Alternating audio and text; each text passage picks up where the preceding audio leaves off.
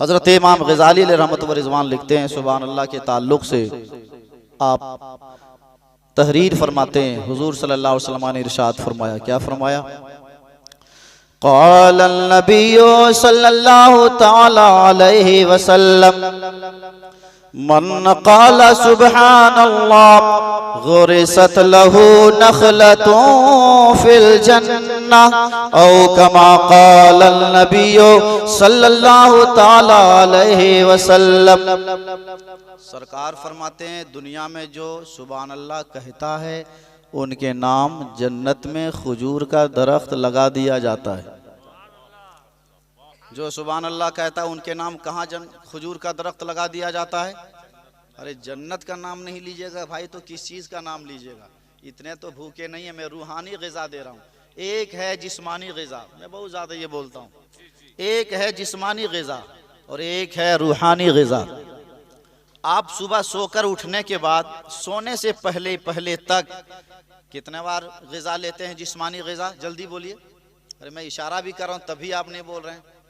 3 बार लेते हैं। अब आप हो सकता है ये कहें कि मौलाना साहब हम 5 बार 10 बार खा लें तो इसमें आपका क्या बिगड़ता है? खा के देखिएगा, 2 ही 3 में डिसबैलेंस हो जाइएगा। सुबह नाश्ता, दोपहर खाना, रात खाना। आपने कभी गौर किया आज जलसे भी जो होते हैं ना, आज हमारी कौम का ये मिजाज बन चुका है। नाराज़ मत होइएगा, वक्त भी आपके पास भी कम है, मेरे पास कम नहीं है, मैं मौजूद हूँ। आज जलसे भी अगर होते हैं तो बिल्कुल अगर मौलाना फेटा फेटी वाली गुफ्तगू ना करें तो हमारी पब्लिक को बात अच्छी ही नहीं लगती है।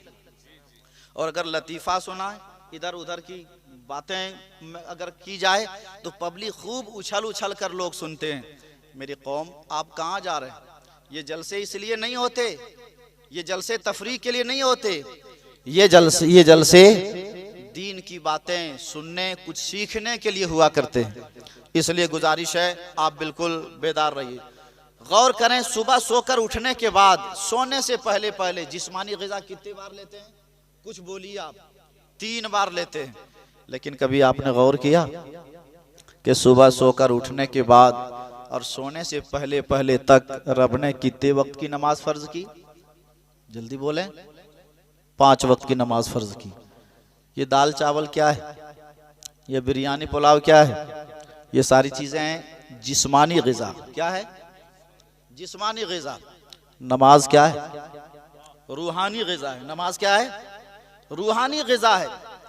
मैंने किताब के अंदर हज़रत पढ़ा, 5 वक्त नमाज के हवाले से मैंने जब कई किताबों का मुताला किया, ए अल्लाह तूने अपने बंदों पे 3 वक्त की नमाज फ़र्ज नहीं की, 2 वक्त की नमाज रब ने हमारे ऊपर फ़र्ज नहीं की, 4 वक्त की नमाज रब ने फ़र्ज नहीं की, बल्कि 5 वक्त की नमाज़ें फ़र्ज की। कुछ उलमाए कराम ने ये लिखा किताबों के अंदर कि जिस्मानी ग़िज़ा तो 3 बार इंसान लेता है, लेकिन रब ने 5 वक्त की नमाजें फ़र्ज करके हमें ये ज़हन दिया, ए मेरे बंदे जिस्मानी भी ग़िज़ा लेना, लेकिन सुनो जिस्मानी ग़िज़ा की बनिस्बत रूह को ग़िज़ा की ज़रूरत कम नहीं बल्कि ज़्यादा पड़ती है। यही वजह है कि रब ने 3 वक्त की नमाज फ़र्ज नहीं की बल्कि 5 वक्त की नमाज फ़र्ज की। तो ये जो सुभान अल्लाह कहते हैं, दरूद शरीफ पढ़ते हैं, कुरान की तिलावत करते हैं, ये जिस्मानी ग़िज़ा नहीं है बल्कि रूहानी ग़िज़ा है। अब जिस्मानी ग़िज़ा के लिए लोग टूट पड़ते हैं और जहाँ रूहानी ग़िज़ा देने का नंबर आता है, लेने का नंबर आता है तो लोग सुस्त पड़ जाते हैं। ये हमारी ईमान की कमज़ोरी है। तो चलिए जी रूहानी ग़िज़ा आप लें और एक जन्नत में एक दरख्त जल्दी फिर लगाइए और बोलिए। अच्छा, गुफ्तगू मेरी फैल रही है, जो मेरा टॉपिक है उसी पर गुफ्तगू मुझे करनी है। ये दरख्त लगता कहाँ है? जब एक बार सुभान अल्लाह कहते हैं तो ये दरख्त कहाँ लगता है? जन्नत में लगता है। लेकिन एक बहुत बड़ा सवाल है कि भाई पहले हम लोग वो काम करें जिस काम की वजह कर जन्नत के अंदर एंट्री हो सके। बोलिए, अगर हजरत ये कहें, हजरत अल्लामा मौलाना साजिदुल क़ादरी साहब क़िबला ये 10 किलो खजूर ख़रीदें और ऐलान कर दें कि सुबह 10 बजे मेरे घर आ जाइएगा, खजूर खिलाऊंगा, और देखेंगे कि आप हजरत ने बहुत बड़ा ताला लगा दिया, गायब है, आपका पारा हाई होगा, आप कहेंगे मौलाना साहब ताला तोड़कर खजूर ले लेंगे। ए मेरे भाई, दुनिया के अंदर आप ताला तोड़कर घर के अंदर इन कर सकते हो, लेकिन याद रखो जन्नत के भी दरवाजे हैं और जन्नत के दरवाजे के अंदर ताले भी लगे हैं। ताले की कुंजी भी तो होनी चाहिए, और उस ताले की कुंजी क्या है? तकरीर के आखिर में आप मुझे याद कर दीजिएगा, एक हदीस शरीफ से मैं क्लियर कर दूंगा कि जन्नत के ताले की चाबी है क्या, उस चाबी के लिए भी हमें एहतमाम करना चाहिए। तो मैं शेर पढ़ रहा था, गुफ्तगू कहाँ से कहाँ निकल गई। रुख दिन है या महरे समा, ये भी नहीं वो भी नहीं, शब जुल्फ या मुश्के खुता, ये भी नहीं वो भी नहीं। और वो लोग जो दिन खेल कूद में गुजार देते, वो लोग जो रात ना मगरिब की नमाज पढ़ते ना इशा की नमाज पढ़ते, ख्वाबे खरगोश की तरह सोकर जो रात गुजार देते हैं। सैयदी सरकार आला हजरत अलैहि रहमतो व रिजवान लिखते हैं, दिन लहव में खोना तुझे, शब सुबह तक सोना तुझे। ये कौन करता है? कौन रब की इबादत नहीं करता? कौन कुरान की तिलावत नहीं करता? कौन नमाजें नहीं पढ़ता? कौन माँ बाप की खिदमत नहीं करता? कौन शरीयत के मुताबिक जिंदगी नहीं गुजारता? लिखते हैं सरकार आला हजरत, दिन लहव में खोना तुझे, शब सुबह तक सोना तुझे। शर्मे नबी खौफे खुदा, ये भी नहीं वो भी नहीं, शर्मे नबी खौफे खुदा, ये भी नहीं वो भी नहीं। अब ज़रा मैं तेज़ी के साथ अपनी गुफ्तगू को आगे बढ़ाऊं, ज़रा आप लोग अपनी बेदारी का सबूत देते हुए मेरे नारे का जवाब एक बार दीजिए। नारे तकबीर, नारे रिसालत, मसलके आला हजरत, नारे तकबीर। कुरान शरीफ के अंदर कई सूरतें, उन सूरतों में से एक सूरत का नाम है सूरह सजदा। क्या नाम है? सूरह सजदा। आयत नंबर 12 की मैंने तिलावत करने का शरफ हासिल किया। एक बात मैं आपको और बता दूं, मेरी गुफ्तगू का ये मकसद नहीं होता है कि आप मेरी गुफ्तगू की तारीफ़ करें या जो भी करें आपकी मर्ज़ी। मेरी गुफ्तगू का मकसद ये होता है, रिज़्क़ का मालिक रब्बे ज़ुल जलाल है। मेरी गुफ्तगू का मकसद ये होता है कि मैं खुद शरीयत पर अमल करूं और हमारी कौम भी शरीयत मुतहरा के मुताबिक अमल करें। इसी मिजाज के हवाले से चंद बातें गोश गुजार करने की कोशिश कर रहा हूं। सूरह सजदा आयत नंबर 12 की तिलावत करने का शरफ हासिल किया। आज बड़ा अफसोस होता है, 6 से 7 साल के बच्चे के हाथ में अगर हम स्क्रीन टच मोबाइल दे दें। अकीक़े मसनूना के मौके से आज की तकरीब मुनक़िद की गई है। ए मेरे भाई, आज का बच्चा जब उनके चेहरे पर निगाह पड़ती है, जब इधर उधर आते जाते हैं तो देखते हैं 5 साल का बच्चा है, 7 साल के बच्चे हैं, 8 साल का बच्चा है, स्क्रीन टच मोबाइल लेकर वो अपनी उंगली को दाएं बाएं घुमा रहा होता है। हम जब 7-8 साल के बच्चों से भी पूछते हैं ना, बाबू बताओ व्हाट्सएप कैसे चलाएं, बच्चा हजरत बोल बता देता है। अगर बोलते हैं बताओ फेसबुक कैसे चलाएं, वो बच्चा बता देता है। हम यूट्यूब कैसे चलाएं, वो बच्चा बता देता है। हम किसी को मैसेज कैसे फॉरवर्ड करें, भेजें, बताओ, वो बच्चा बता देता है। लेकिन अब जरा और हम उठते हैं, बच्चे की बात छोड़िए, 15 साल का इंसान है, 20 साल का जवान है, 25 साल का जवान है। हमारी कौम के बच्चे, हमारे जवान जा कहाँ रहे? जो बच्चा, जो जवान मोबाइल के बारे में सारी जानकारियां रखता है, जब हम उन्हीं बच्चों से और जवानों से पलट कर पूछते हैं कि ज़रा ये बता दीजिए, कायदे से हमें सूरह फातिहा आप सुना दीजिए, चारों कुल शरीफ सुना दीजिए, वज़ू में कितनी चीज़ें फ़र्ज हैं बता दीजिए, गुस्ल में कितनी चीज़ें फ़र्ज हैं बता दीजिए, तो कितने ऐसे जवान हैं जिनको सही से सूरह फातिहा भी याद नहीं पढ़ पाते। बोलिए ये अफसोस का मकाम है कि नहीं? औलाद बहुत बड़ी नेमत है। औलाद, जल्दी बोलिए, बहुत बड़ी नेमत है। औलाद की तरबियत आप सही करें।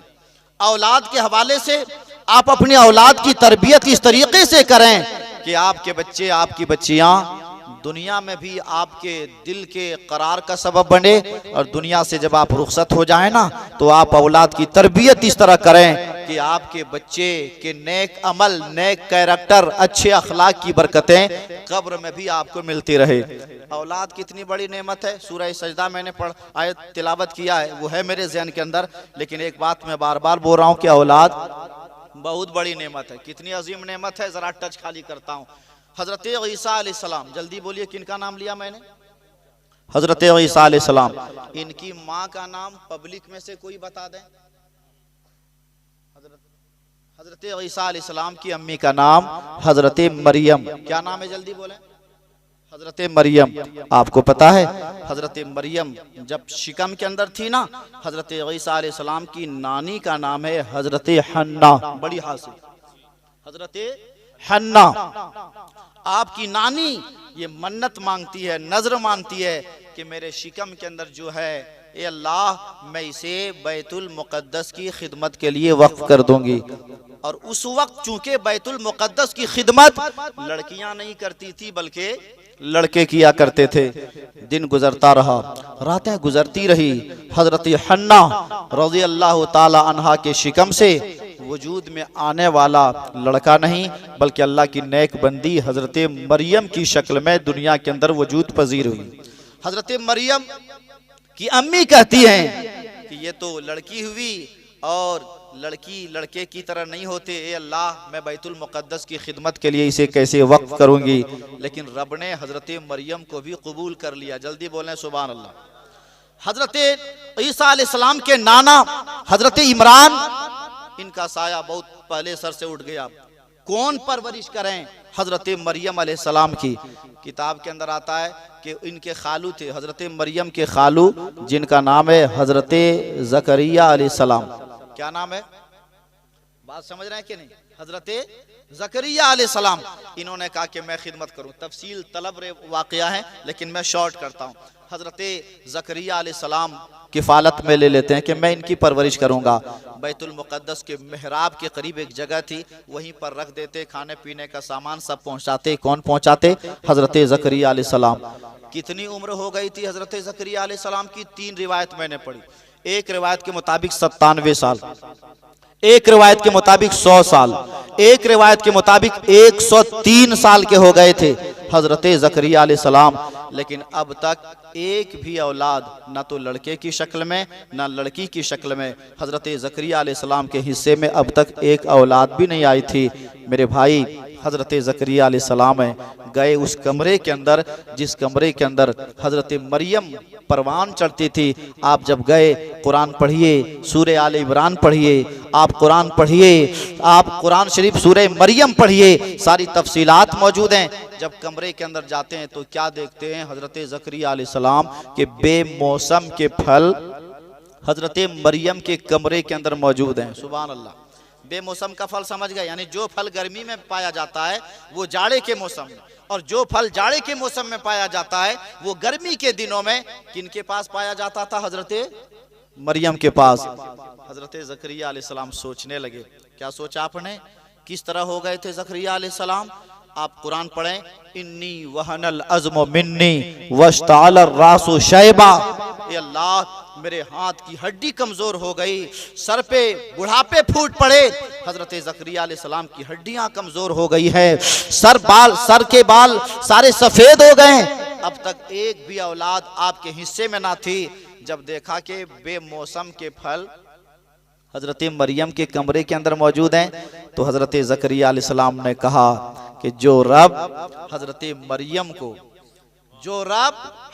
मरियम को बेमौसम के फल दे सकता है, वही रब मुझ ज़करिया को बुढ़ापे के आलम में औलाद भी दे सकता है। अब वहीं पर हजरत मरियम है, आप दुआ के लिए हाथ उठाते हैं, दुआ करते हैं, होना लेका दुआ ज़करिया रब्बा। कुरान पढ़ें आप, उसी जगह पर हजरत ज़करिया अलैहिस्सलाम ने अपने रब से दुआ किया। क्या दुआ आपने की है? आप दुआ करते हैं, क़ाल रब्बी हबली मिन लदुनका ज़ुर्रियतन तय्यिबा। आप दुआ करते हैं, अल्लाह अपने पास से मुझे नेक औलाद अता फरमा। सुभान अल्लाह। ए अल्लाह अपने पास से मुझे कैसी औलाद अता फरमा? नेक औलाद। आज अगर किसी के घर के अंदर बच्चे नहीं होते हैं ना तो सिर्फ दुआ करते हैं, ए अल्लाह औलाद दे दे, ए अल्लाह बच्चा दे दे, बच्चियां दे दे। लेकिन मैं कहता हूँ, ए मेरे भाई, जब औलाद के लिए दुआ कीजिएगा ना, कई लोगों को मैं भी जानता हूँ शहर आसनसोल में साहिब औलाद हैं, लेकिन माँ जब रात सोती है ना तो माँ रोती है और रो कर कहती है, ए अल्लाह अगर ऐसा बेटा तू नहीं देता तो अच्छा होता, ए अल्लाह अगर ऐसी बेटी नहीं मिलती तो अच्छा होता। आज बाप सिसकियां लेता है। अगर किसी के बच्चे बेराह रवी का शिकार हो जाते हैं, अगर किसी का बच्चा शराब पीता है, अगर किसी का बच्चा जुआ खेलता है, अगर किसी का बच्चा आवारगी का शिकार हो जाता है, तो बाप भी रो कर दुआ करता है, ए अल्लाह अगर ऐसे बच्चे नहीं मिलते तो अच्छा होता। हजरत ज़करिया अलैहिस्सलाम ने बुढ़ापे के आलम में औलाद के लिए जो दुआ की है ना, खाली औलाद के लिए दुआ नहीं की, बल्कि नेक औलाद के लिए दुआ की, नेक औलाद के लिए दुआ की। जब आपने दुआ की है ना, तो रब ने आपको हजरत यहया अलैहिस्सलाम की बशारत सुनाई। मैं कहता हूं औलाद अगर रब की नेमत ना होती ना, तो हजरत ज़करिया अलैहिस्सलाम एक पैगंबर होकर बुढ़ापे के आलम में औलाद के लिए दुआ नहीं करते, लेकिन बुढ़ापे के आलम में औलाद के लिए दुआ मांगना ये इस बात की दलील है कि औलाद बहुत बड़ी नेमत है। हजरत इब्राहीम अलैहिस्सलाम को आप देख लें, 100 साल के करीब में अल्लाह कदीर जल्ला मजदहू ने आपको हजरत इस्माइल अता किए, आपने भी दुआ की है। कुरान पढ़िए, आप दुआ करते हैं रब्बी हबली मिनस सालिहीन, ये अल्लाह मुझे नेक औलाद अता फरमा। इसलिए औलाद की भी तरबियत, औलाद की कायदे से तरबियत करें, बहुत जरूरी है, बहुत ही जरूरी है। याद रखें, एक मैं एग्जाम्पल से आपको समझाता हूँ। आप देखते होंगे कि कुछ दरख्त ऐसे होते हैं जिस दरख्त को लोग शहरों में, इधर भी इलाके में लोग क्या करते हैं कि घर के सामने लगाते हैं और उस दरख्त की देख रेख करते रहते हैं। अगर टहनी कहीं आगे पीछे हो जाती है ना, तो उसकी कैंची से सेटिंग करते हैं। और आप जंगल पहुंच जाइए, आप जंगल पहुंचे, वहां के भी दरख्त को आप देखिए, वहां जंगल के दरख्त कैसे होते हैं, एक टहनी उधर जा रही है, एक टहनी उधर जा रही है, एक टहनी उधर जा रही है। दरख्त, जंगलों के दरख्त की कोई सेटिंग नहीं होती है। आपने गौर किया, क्या बात है, जंगल के दरख्त की सेटिंग नहीं होती है। और वो दरख्त जिसको सुबह शाम लोग देखते हैं, वो दरख्त जिस पे नजर रखी जाती है, वो दरख्त जिसके छटाई जिसके हवाले से लोग उनकी निगरानी करते हैं, वो दरख्त देखने में भी बड़ा खूबसूरत होता है। ये मैंने एक मिसाल दिया। उसी तरह इंसान अगर अपने बच्चों की निगरानी करता है ना, अगर इंसान, माँ बाप अपने बच्चों की सही तरबियत करता है ना, हमारे बच्चे दिन कहाँ गुजार रहे हैं, माँ बाप निगाह रखें। हमारे बच्चे रात कहाँ गुजार रहे हैं, निगाह रखें। हमारे बच्चे की दोस्ती किनसे है, निगाह रखें। जब माँ बाप अपनी औलाद की इस तरीके से तरबियत करती है, निगाह रखती है, तो वो बच्चा भी उसी खूबसूरत पौधे की तरह होता है। वो हर एतबार से खूबसूरत होता है, उनकी जिंदगी खूबसूरत हो जाती है, उनका किरदार खूबसूरत हो जाता है, उनका कैरेक्टर खूबसूरत हो जाता है। और जिस बच्चे की तरबियत सही तरीके से नहीं की जाती है, उस बच्चे की हैसियत उसी जंगल के दरख्त की तरह हो जाती है, जिसका कोई देख रेख करने वाला नहीं होता है। और पहले ज़माने में लोग अपने बच्चों की तरबियत किस तरीके से करते थे, एक अल्लाह के वली गुजरे हैं जिनका नाम है हज़रत बायज़ीद बुस्तामी रहमतुल्लाह ताला अलैह। दीन सिखाइए अपने बच्चों को, कुरान की तालीम दीजिए अपने बच्चों को। आप अपने बच्चों को नमाज के हवाले से उनके दिल को आमादा कीजिए। आज तो हम लोगों की फिक्र और सोच ये हो गई है कि हम किस तरीके से अपने बच्चों को परवान चढ़ाएं कि सिर्फ हमें पैसा मिले। पैसा से इनकार नहीं है, हमारा इस्लाम हुक्म देता है हम कमाएं, खूब कमाएं। क्यों नहीं पढ़ते आप? पढ़िए कुरान शरीफ 28वां पारा सूरह जुमा की तिलावत कीजिए। रब फरमाता है फ़इज़ा क़ुज़ियतिस सलाह फ़ंतशिरू फ़िल अर्द वब्तगू मिन फ़ज़लिल्लाह। अल्लाह फरमाता है जब तुम नमाज पढ़ चुको तो जमीन पर अल्लाह के फजल की तलाश में मुंतशिर हो जाओ। तुम नमाज भी पढ़ो, मेहनत भी करो, कारोबार भी करो, दुकानदार है तो दुकानदारी भी करो, ताजिर हो तो तिजारत भी करो। मेरे भाई पैसे के लिए भी एहतमाम करें, लेकिन अपने बच्चों की तरबियत इस तरीके से करें ताकि आपका बच्चा दुनिया में नेक अमल कर सकें, उनकी दुनिया की भी जिंदगी सवरे, आखिरत की भी जिंदगी सवरे। हजरत बायज़ीद बुस्तामी रज़ी अल्लाह ताला अन्हु जब छोटे थे ना, उसी वक्त आपके वालिद रब के प्यारे हो गए। जब आपके अब्बा का साया सर से उठ गया ना, तो आपकी अम्मी जान आपको लेकर एक मकतब में पहुंची है और एक आलिम बाअमल के हाथ में आपने उस बच्चे को दे दी है। और आप कहती हैं सुनिए हजरत, मैं चाहती हूं आप मेरे बेटे को वली कामिल बना दें। क्या बना दें? वली कामिल बना दें। बोलिए कोई हिंदुस्तान में या पूरी दुनिया में ऐसा मदरसा है जिस मदरसे में किसी को वली बनाया जाता हो? बोले आप। नहीं है। अल्लाह के वो आलिम दीन कहते हैं, ए अल्लाह की बंदी, मेरे अंदर वो सलाहियत नहीं है, मेरे अंदर वो कैपेसिटी नहीं है कि मैं आपके बच्चे को वली कामिल बना सकूं। हाँ, मैं आपके बच्चे को आलिम दीन बना सकता हूँ। का चलिए आलिम ही बना दीजिए, लेकिन हुजूर आपसे गुजारिश है कि मेरे बच्चे को उस वक्त तक छुट्टी मत दीजिएगा जब तक कि मेरा बच्चा मुकम्मल आलिम दीन न बन जाए। बाप का साया सर से उठ चुका है, शौहर का साया सर से उठ चुका है, लेकिन फिर भी फिक्र देखिए, आलिम दीन बनाने की फिक्र है। कुरान की तालीम से अपनी औलाद को मुरक्का मुनस्सा करने की फिक्र है। आप रुखसत होती हैं और आपने बार बार ये जुमला आप कहती हैं, सुनिए, उस वक्त तक छुट्टी मत दीजिएगा जब तक कि मेरा बेटा आलिम दीन न बन जाए। का ठीक है, चलो आप जाएं। घर चली आती है। जब घर चली आती है ना, मैंने पढ़ा हजरत बायजीद बुस्तामी रहमतुल्लाह ताला अलैह की समाने कि जब 3 साल आपने पढ़ा अपने उस्ताद के पास, तो तीसरे साल में आपके उस्ताद ने कई हदीसें पढ़ाई। उन हदीसों में से एक हदीस ये भी पढ़ाते हैं, जो हदीस मिशकात शरीफ किताबुल बिर्र वसिला सफ़ा 421 पर मौजूद है। आप हदीस पढ़ाते हैं, बाबू सुनो। सरकार अलैहिस्सलाम फरमाते हैं कि जब औलाद माँ बाप के चेहरे को मोहब्बत भरी निगाह से दिन भर में एक बार देखे तो रब उन्हें एक हज्जे मकबूल का सवाब अता फरमाया करता है। एक सहाबी खड़े हो गए, कालू व इन नज़रा कुल्ल यौमिन मिअता मर्रा या रसूल अल्लाह। अर्ज करते हैं, सरकार, अगर कोई खुशबख्त औलाद अपने माँ बाप के चेहरे को दिन भर में एक बार देखे तो उसे एक हज मकबूल का सवाब मिलता है। सरकार ये भी बताएं, अगर कोई खुशबख्त औलाद माँ बाप के चेहरे को दिन भर में 100 बार देखें तो ऐसों के लिए क्या हुक्म है? सरकार फरमाते हैं, अल्लाहु अकबर व अतियब, जिसका मतलब ये है कि रब के खजाने में किसी चीज की कमी नहीं है। सुभान अल्लाह। अगर कोई खुशबख्त औलाद माँ बाप के चेहरे को दिन भर में 100 बार देखे तो सरकार फरमाते हैं उसे 100 हज्जे मकबूल का सवाब मिला करता है। शायर ने कलम उठाया, गालिबन राही बस्तवी का ये शेर है, गालिबन इन्होंने लिखा कि जिनके भी दिल से माँ की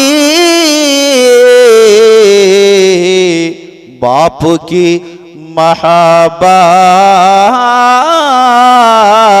चली गई, जिनके भी दिल से माँ की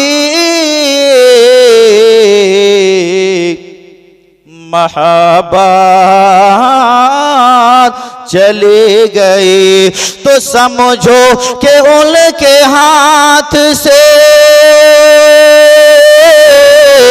समझो कि उनके हाथ से जलना चले गए, जिनके बेदिल से माँ की महब्बत चली गई। जब ये हदीस पढ़ाते हैं ना तो हजरत बायजीद बुस्तामी रहमतुल्लाह ताला अलैह रोने लगे, बहुत ज्यादा रोने लगे। बोलिए, ये हदीस रोने वाली है या खुशी से झूमने वाली है? अब आप लोग भी गोया कि इजाजत देना कि हजरत जितनी जल्द हो सके समेटिए। अरे ये हदीस जो मैंने पढ़ी है ये खुशखबरी वाली है कि मुंह लटकाने वाली है? खुशखबरी वाली है। हजरत बायजीद बुस्तामी रहमतुल्लाह ताला अलैह जब आपने ये हदीस सुनी है ना अपने उस्ताद से तो बहुत ज्यादा रोने लगे। उस्ताद जान रहे थे इनके अब्बा का साया सर से उठ चुका है। जब एक यतीम रोता है ना, जब एक यतीम की आंख से आंसू के कतरात बहते हैं ना, तो कितना सख्त दिल इंसान क्यों ना हो, उनका भी दिल पीस जाता है। आलिम दीन ने जब देखा हजरत बायजीद बुस्तामी रो रहे हैं, उनकी आंख में आंसू के कतरात हैं, कहा बायजीद क्या बात है, आप क्यों रो रहे हो? कहा कि हुजूर मेरे अब्बा रब के प्यारे हो गए, लेकिन जब हदीस आपने ये पढ़ाई ना हुजूर तो मुझे अपनी अम्मी की याद आ गई, मुझे अपनी अम्मी की याद आ गई। का मतलब? कहा कि हुजूर मुझे छुट्टी दीजिए ताकि मैं घर जाऊं और घर जाकर माँ के चेहरे की जियारत करूं और हज मकबूल का सवाब ले लो। हुजूर इजाजत दीजिए, घर जाऊं। दीन की तालीम होगी तब ना बच्चा समझेगा माँ का मकाम, दीन की तालीम होगी तब ना बच्चा समझेगा बाप की अहमियत, दीनी तालीम से आपका बच्चा आरास्ता होगा तब ना वो समझेगा नेक अमल की फजीलत। बायजीद बुस्तामी ने जब ये कहा ना तो उस्ताद सोचने लगे मैं छुट्टी दूं तो कैसे दूं। इनकी माँ ने उस वक्त क्या जुमला कही थी कि उस वक्त तक छुट्टी मत दीजिएगा जब तक मेरा बेटा मुकम्मल आलिम दीन ना बन जाएं। सोचने लगे छुट्टी दें तो कैसे दें। लेकिन सुनिए, हम भी मदरसे में पढ़ाते हैं, जब बच्चों को छुट्टी देना नहीं होता है ना तो हम लोग दाएं बाएं कुछ लगा देते हैं। उस्ताद ने कहा बाबू ठीक है छुट्टी तो देंगे तुम्हें, लेकिन याद रखो सुबह सबक यहाँ से लेकर वहां तक सबक सुना दो। सुबह जब तुम इतना सबक सुना दोगे तो तुम्हें छुट्टी। और सबक हजरत इतना दे दिया कि ना याद कर सकें, ना सुना सकें, ना छुट्टी मिले।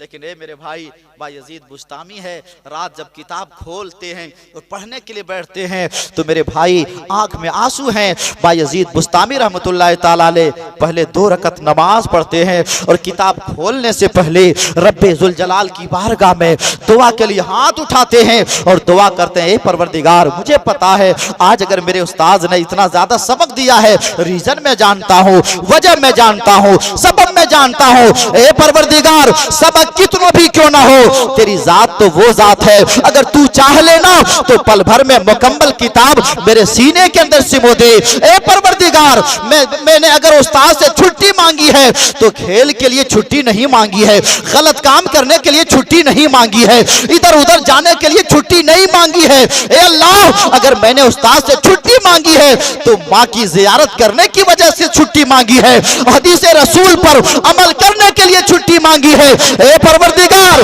मुकद्दस नबी ने फरमाया है जो माँ बाप के चेहरे को एक बार देखे, रब ए परवरदिगार तू एक हज मकबूल का सवाब अता करता है। अल्लाह तूने बाप तो तेरे प्यारे हो गए, मेरी अम्मी जान जिंदा है, मैंने छुट्टी इसलिए मांगी है ताकि घर जाऊं, माँ की जियारत करूं, हज मकबूल का सवाब लो। ए परवरदिगार मेरे सीने को कुशादा फरमा दे। अब पढ़ना शुरू करते हैं। बहुत कम वक्त में आपने पूरा सबक याद कर लिया, बहुत आपने सबक याद कर लिया। सुबह हो गई, उस्ताद के पास आए आप, और उस्ताद के पास जब आए ना मुस्कुराते हुए आते हैं। उस्ताद ने कहा क्या बाबू सबक याद हो गया? कहा कि हाँ हुजूर सबक याद हो गया। सुनाओ। पूरा सबक सुना दिया। अब उस्ताद ने सोचा अब तो छुट्टी देनी पड़ेगी। कहा जा तुम्हारी छुट्टी। औलाद की तरबियत कायदे से करें, अभी बाकी है, आप खाएं भी तो आज तो इस कदर मामला डिसबैलेंस हो रहा।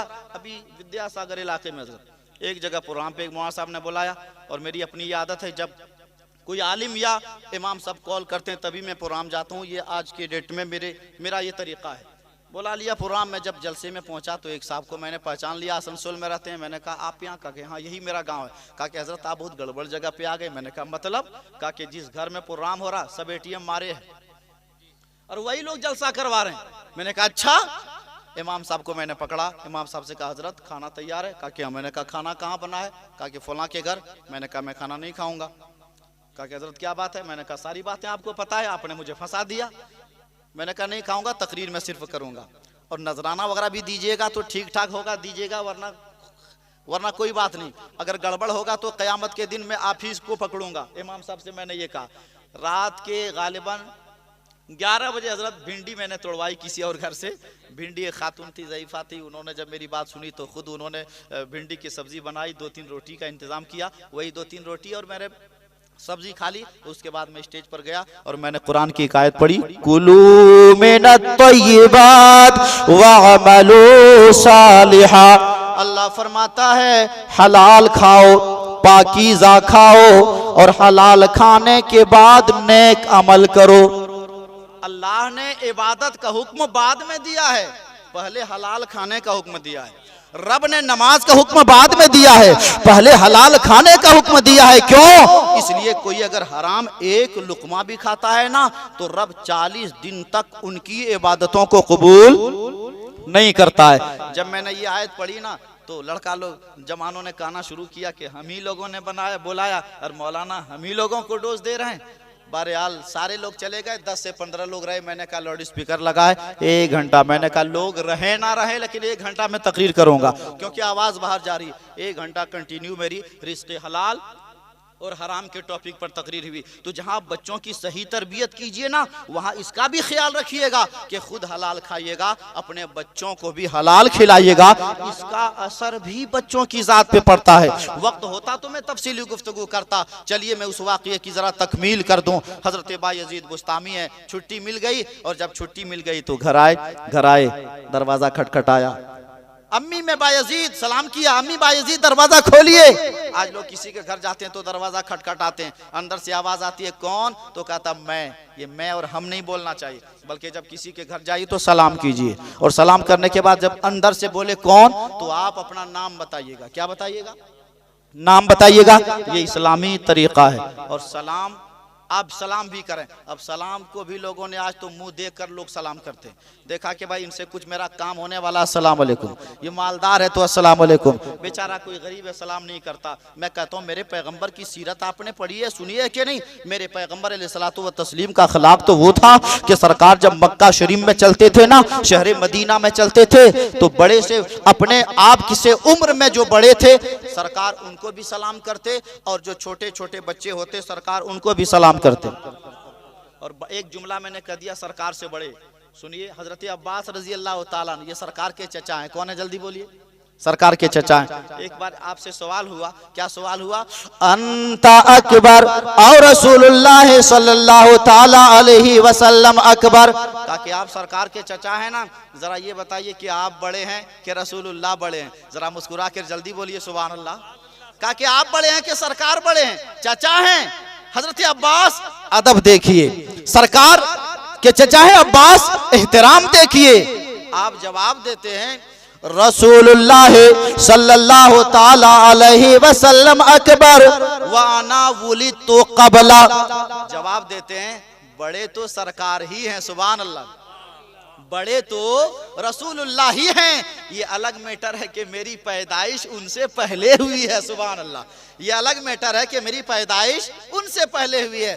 सरकार बच्चों को भी सलाम करते, वो बड़ी मशहूर रिवायत है ना। अब आप लोग भी सोचेंगे मौलाना साहब जो अचर पचर लगा रहे हैं, वक्त ले रहे हैं। सरकार बच्चों को भी सलाम करते। एक बार ऐसा हुआ कि बच्चों ने मीटिंग बैठाई कि हुजूर सल्लल्लाहु अलैहि वसल्लम जब हम लोगों को देखते हैं तो पहले सलाम करते हैं, हम लोग को मौका ही नहीं मिलता है, सलाम करने में इंतजार मत कीजिएगा। साहिब ईमान हैं, खड़े होकर जो या नबी सलाम अलैक पढ़ते हैं, जो सरकार को सलाम करते हैं, आप उनको सलाम कीजिएगा। एक साहब ने शहर आसनसोल में इतनी दाढ़ी रखकर मुझको सलाम किया, मैंने जवाब नहीं दिया। वैसे भी लोग नाराज रहते हैं उधर के लोग, तो मैंने कहा भाई, कहा कि मौलाना साहब आपने सलाम का जवाब क्यों नहीं दिया?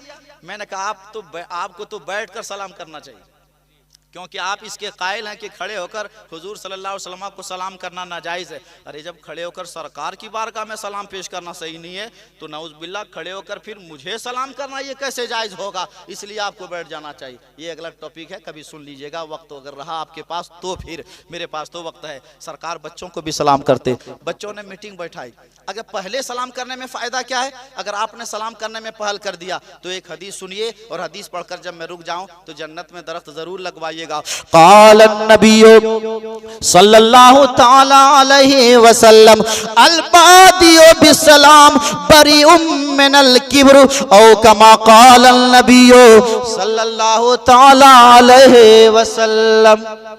सरकार फरमाते हैं जो सलाम करने में पहल करता है, अल्लाह उनके दिल को गुरूर, कीना, कपट से पाक साफ कर दिया करता है। बच्चों ने मीटिंग बैठाई, सरकार ही हम लोगों को सलाम करते हैं। जितने वक्त में सरकार यहाँ पहुँचते हैं हम लोग रहेंगे ही नहीं। कहा क्या करोगे? क्या सरकार जब पहुँच जाएंगे पीछे से दौड़ेंगे यार, हम लोग सलाम करेंगे। सुनिए, सरकार पहुँच गए। अगर कोई दुकानदार आपके घर के बगल में है, उसकी दुकान का है, तो रोजाना पर डे वो कितने वक्त में दुकान आना जाना करता है पता तो हो ही जाता है। बच्चों को पता था कि सरकार इतने वक्त में यहाँ आते हैं। बच्चे गायब। सरकार उस जगह पर पहुँच गए और सरकार पहुँचकर मुस्कुराने लगे। सुभान अल्लाह। सरकार जब मुस्कुराते थे तो क्या होता था, इस पर भी बहुत अशार मुझे याद है, लेकिन वक्त किल्लत दामनगीर है। हुजूर सैयदी सरकार रईसुल कलम मुनाजिर अहले सुन्नत अल्लामा अरशदुल क़ादरी रहमान ने जब कलम उठाया तो आपने लिखा, उलमा की तवज्जो का तालिब लिखते हैं आप कि कहर से देखो तो शादा वो चमने जले जाए, कि कहर से देखो तो शादाब चमने जले जाए, और मुस्कुरा दो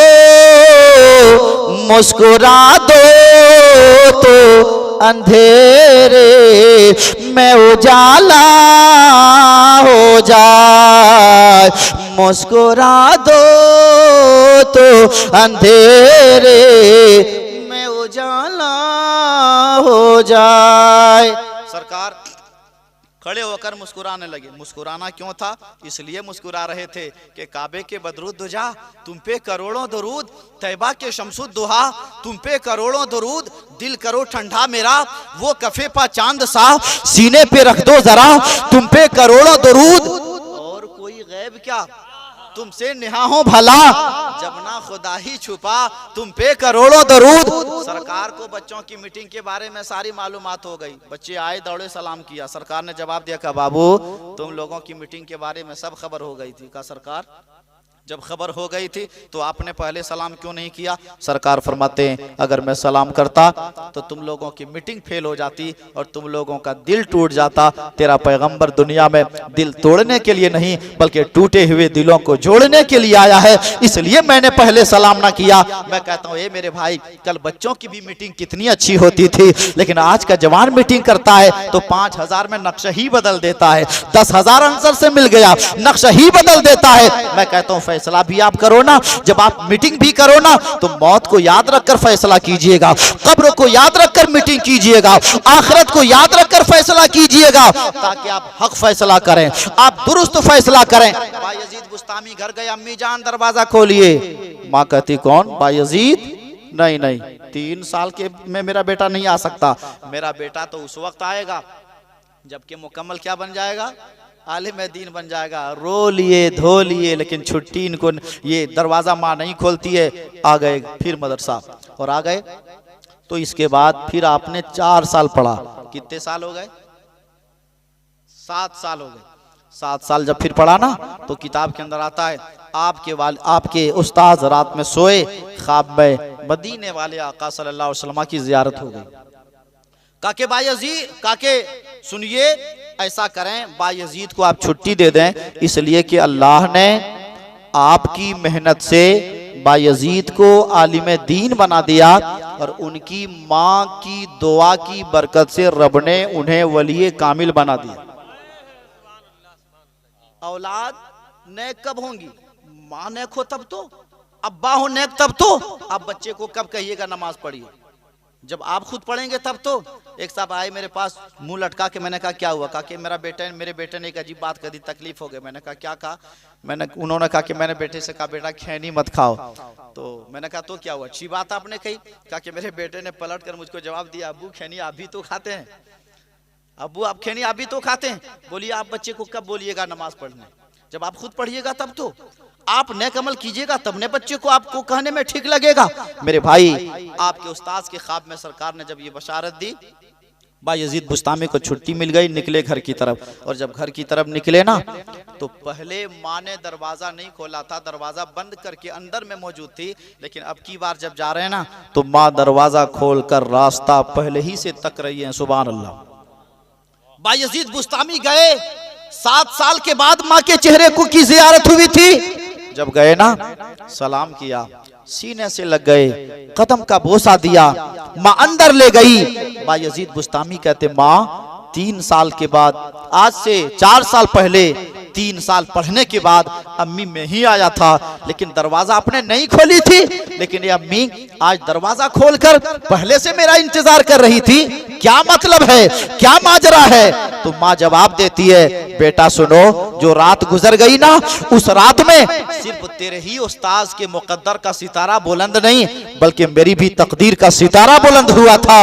रात में मदीने वाले आका की जियारत मुझे भी नसीब हुई थी। सरकार ने मुझे भी आकर बशारत दी, ए अल्लाह की बंदी खुश हो जाओ, अल्लाह ने आलिम दीन की मेहनत से तेरे बेटे को आलिम दीन बना दिया है और तेरी दुआ की बरकत से रब ने तेरे बेटे को वली कामिल बना दिया है। तेरा बेटा इतने वक्त में, इतने टाइमिंग में आ जाएगा आपके पास।